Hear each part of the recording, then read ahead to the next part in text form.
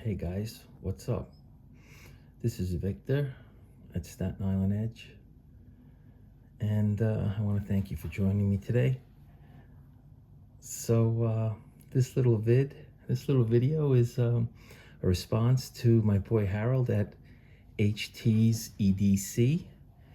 He calls it it's basically a hashtag what you totin'.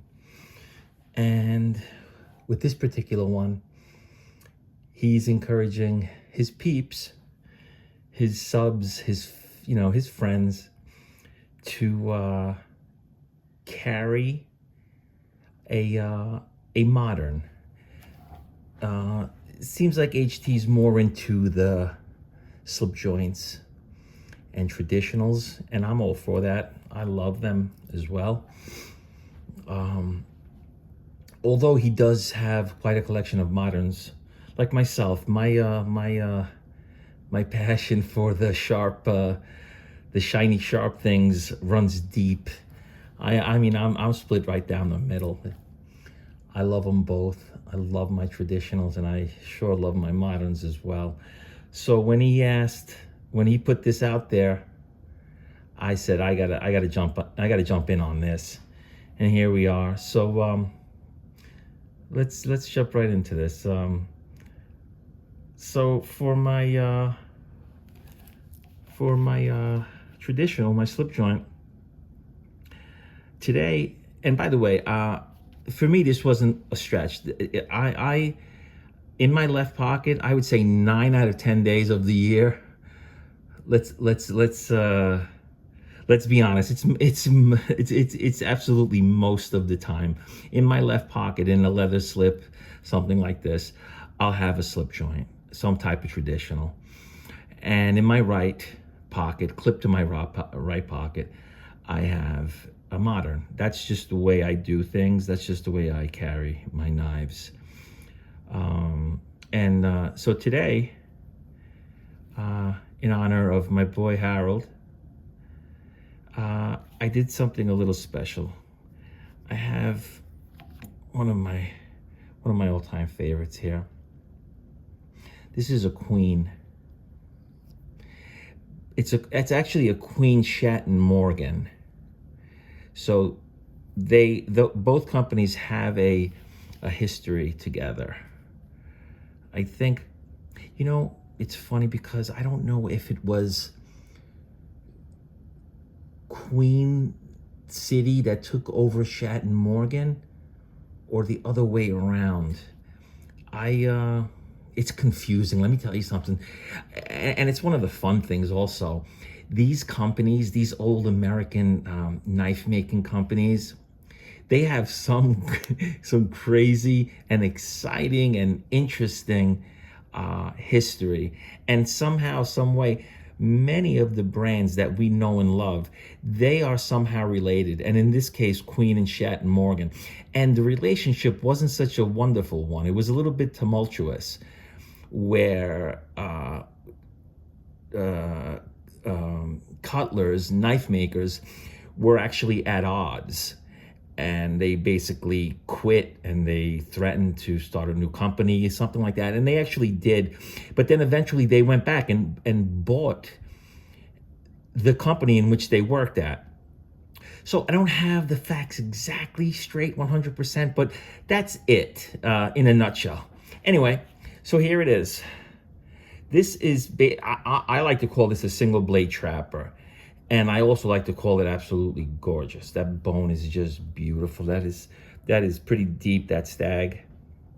And that yellow, I haven't seen many bone handles in a yellow that's that bright. And I kind of love it. And as usual, two of my favorite brands, Queen and Shatton Morgan, the workmanship, I mean, it's there. There's no denying.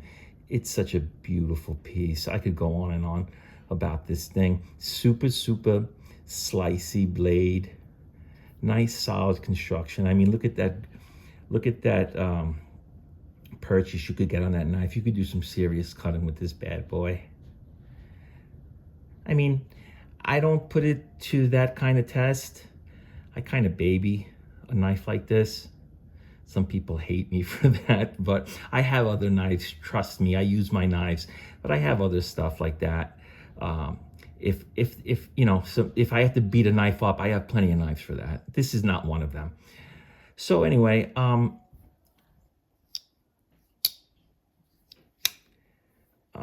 so this is the kind of knife I love.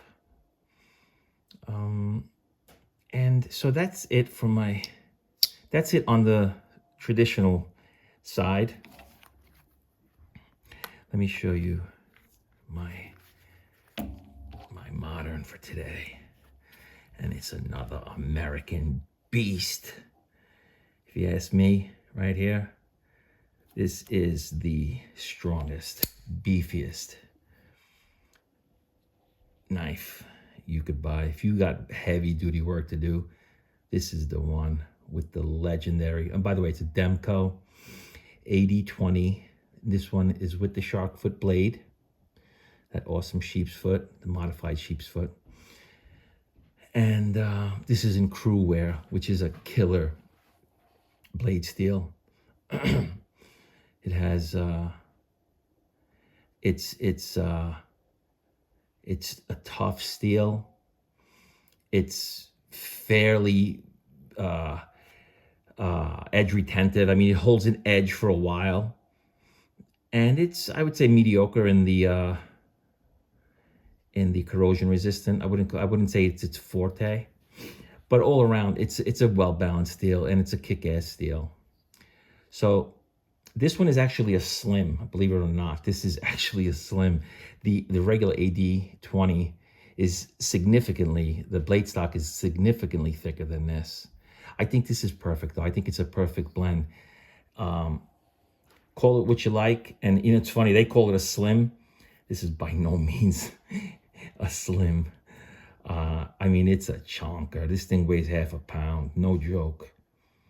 It's somewhere between 7.5 and 8 ounces. You know, I'm not wearing this with shorts, put it that way. You know, if you got a pair of Carhartts on, or a nice, you know, a good pair of jeans, you'll have no problem. But I don't recommend toting this bad boy with a pair of linen pants, or a pair of you know, light shorts, you know, in the summer. You know, if you want to do shorts with this bad boy, they better be a nice heavy pair of cargo shorts, you know what I mean? It's just a beauty. And the action, that legendary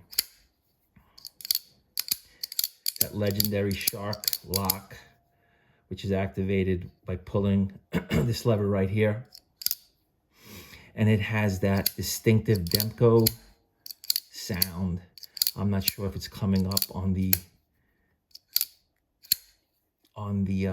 camera, but yeah, it sounds amazing, and it's very distinctive. You know, you know when you have a Demko in your hand, and you could just hear it.